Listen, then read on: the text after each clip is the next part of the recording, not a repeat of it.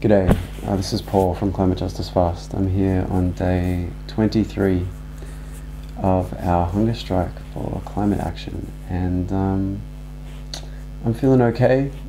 Not that much physical energy, but mentally I feel fine. Still kicking.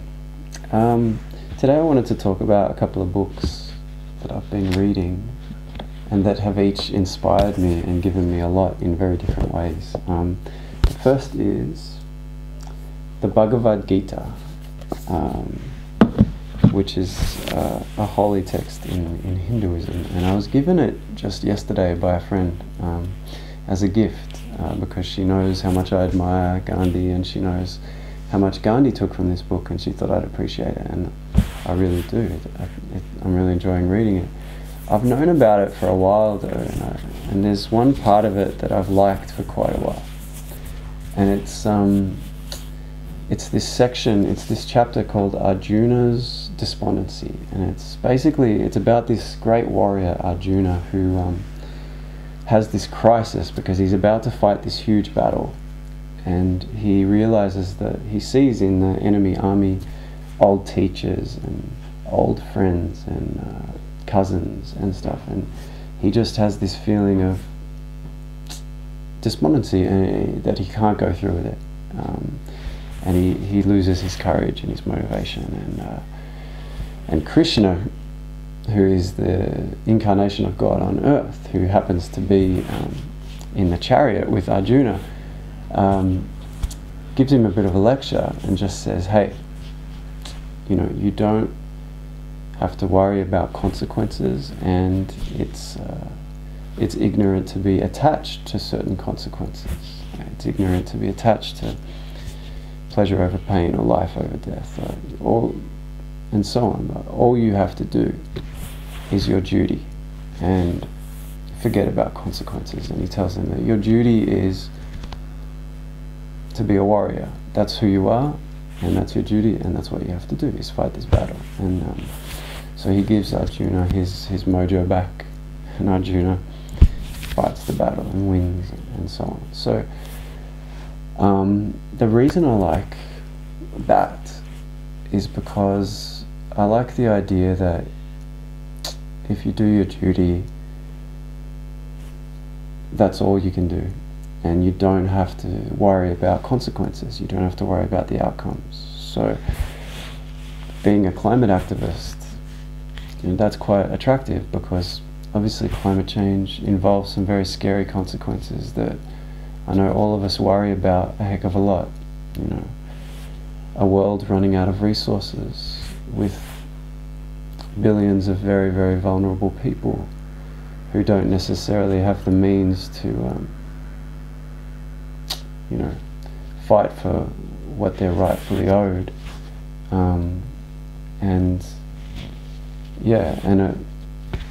it could be very bad, obviously. So I know I can worry a lot about that, but I guess I like the idea that if I do my duty, then I can at least be at peace and not have to be attached or worry about certain consequences.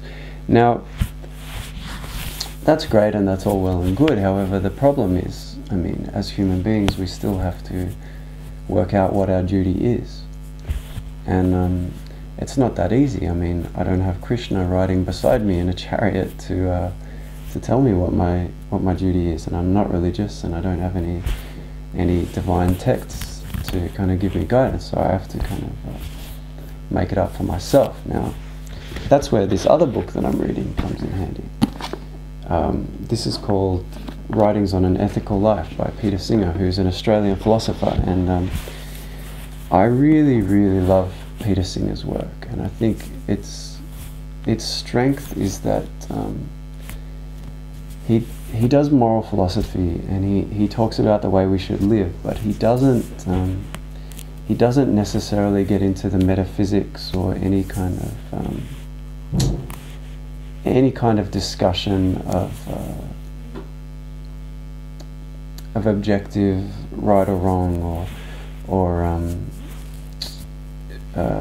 like spiritual justifications for moral action or anything like that. All he basically does is he says, okay, let's not worry about that, but what we can do instead of worrying about that stuff, which is pretty philosophically irresolvable, as I've found, is what we can do instead of that is basically just work from very, very simple moral intuitions that all of us basically share, and we can extrapolate from them to divine the way we should act in more complex situations. And his famous example is he sets up an example of a man walking by a pond and seeing a child drowning, and he asks us whether we think that the man should save the child if he sees the child suffering and potentially dying.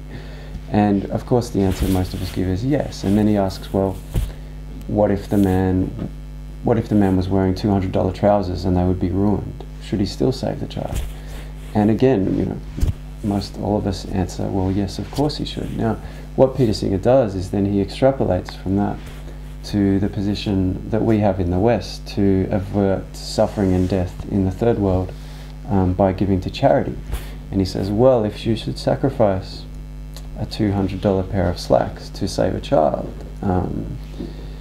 then obviously you should sacrifice $200 cash to give to Oxfam or whoever to save the life of a child, because some studies have been done that have estimated that every $200 or so that given to Oxfam saves one life. So basically that's a very simple argument, and there's a lot of objections to it, but I do feel that Peter Singer is quite successful at handling those objections. Now, so long story short, I mean, for me, if we extrapolate the basic principle that if it's in our power to do so, we should avert the suffering and death of our fellow human beings, then put in the context of climate change, it's very easy to come to the conclusion that we should be doing all we can to stop climate change. Because it is in our power to do so, and doing so can potentially avert the suffering and death of a great many people. Now, you know, somebody might say, well, what you're doing, you know, your activism on climate change, you know, it doesn't directly lead to the aversion of suffering or death. You know, you yourself can't make that change, you know, and that's true. However, I mean, we're in a situation now where we kind of need a whole bunch of people to do something, and then if that happened, it would avoid a lot of suffering and death. So, I mean, for me, if I imagine, for instance, if I saw a child trapped under a car, I can't move that car myself, but say there's 10 people standing around, and if all of us got together and moved that car, we could probably save that child. So for me, it's very simple in that situation what you should be doing. You should not, for instance, be looking around at the other 9 and saying, well, they're not doing anything. Why should I do anything? Even if I do something, the kid will still die, you know, because these other people aren't doing something. What you should do, in my view, and this is just a very simple moral intuition, is get to the car, yell out to the other people, hey, everybody, we need to be moving this freaking car off this freaking child, otherwise it's going to die. And put in the context of climate change, that's the situation that climate activists are in. You know, we have this enormous car we need to move, which is global politics. And we can't do it ourselves, but all we can do is just this simple intuition of doing all we can to move the car ourselves, move politics ourselves, and try to alert other people to what's going on and get them to help us move the damn car, you know. So yeah, I guess, so from Peter Singer and from this idea of extrapolating from very basic moral intuitions, I guess I can come to a pretty solid conclusion about what my duty is. And then from the Gita, I can feel that, well, once I'm doing my duty, I can be at peace. You know, I can stop worrying about the awful consequences that might occur as a result of climate change. So that is my book review, and that's why both of these books